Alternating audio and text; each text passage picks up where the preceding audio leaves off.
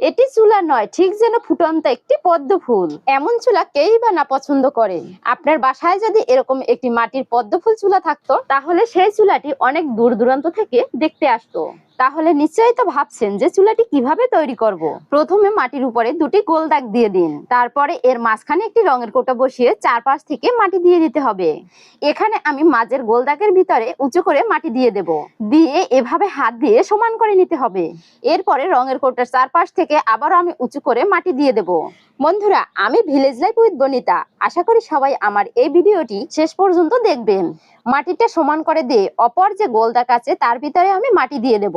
আগের যে মাটিটা দিয়েছিলাম সেটার থেকে এই মাটিটা একটু নিচু হবে। আরেকটা বিষয় খেয়াল রাখতে হবে, যেন মাটিটা দেওয়ার সময় গোল দাগের বাইরে না যায়। রঙের কোটাটি তুলে পাপড়িগুলো আমি একটি কাঁচি দিয়ে কেটে নিচ্ছি। আপনি যদি আমার এই চুলার ফুল ভিডিওটি দেখতে চান, তাহলে আমার পেজ এবং ইউটিউব চ্যানেলে দেওয়া আছে, সেখান থেকে দেখে নিতে পারেন।